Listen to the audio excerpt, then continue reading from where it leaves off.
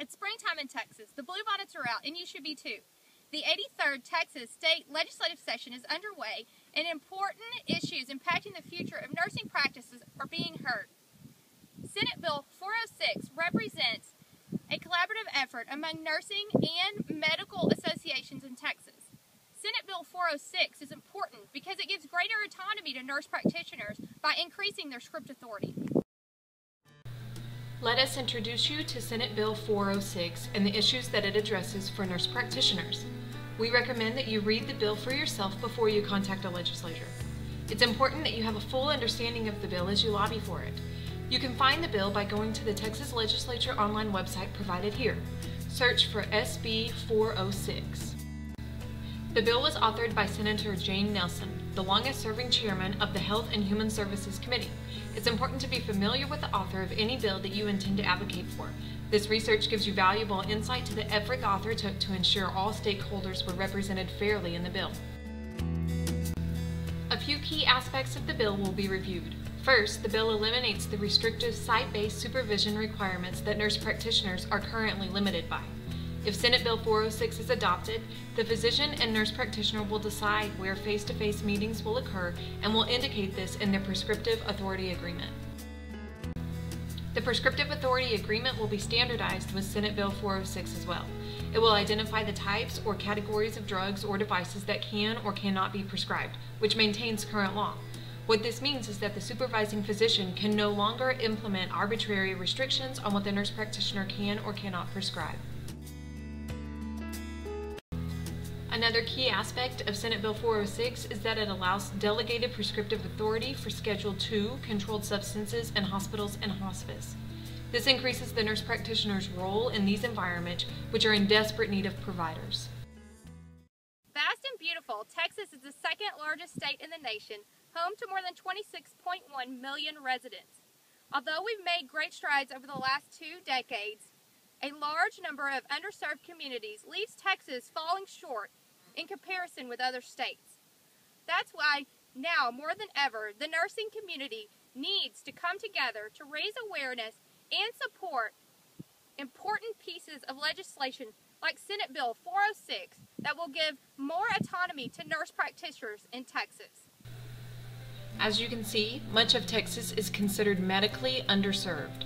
The citizens of Texas would be greatly benefited if nurse practitioners were allowed to practice to the fullest extent of their education, training, and capabilities. Now take a look at how restricted nurse practitioners in Texas are when compared to other states.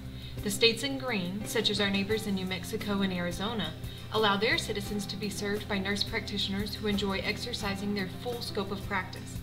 These nurse practitioners are allowed to practice to the fullest extent of their education, which is the same education that nurse practitioners in Texas have. This practice model is endorsed by the Institute of Medicine and was emphasized in their landmark report, The Future of Nursing, Leading Change, Advancing Health, in 2010. A few weeks ago, I heard one of my colleagues talking about Senate Bill 406. I didn't really know what she was talking about, so I came home and did some research. Now that I'm more familiar with the bill, I'm really interested in supporting it. What do I do next? How do I get a hold of my legislator? To find out who your representative or congressman is and to obtain their contact information, visit Texas Legislature online and search for your district's elected official. You can also call the state capitol and give your address and ask to be connected to their office.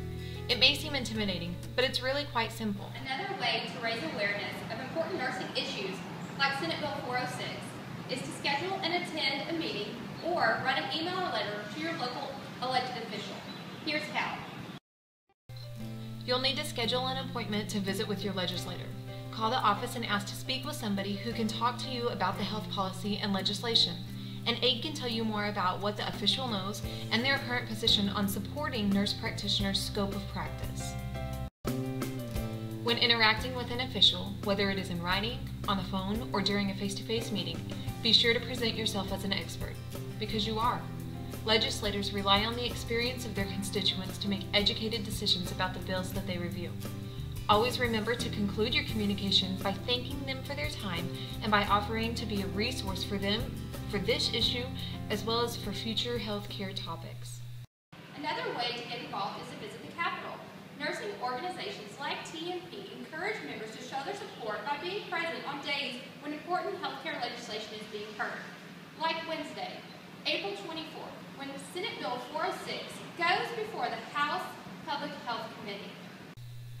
Find out when the nursing profession will lobby in support of the bills that reduce the restrictions on nurse practitioners by joining professional organizations such as the Texas Nurse Practitioners Association or the Texas Nurses Association, or by visiting their websites.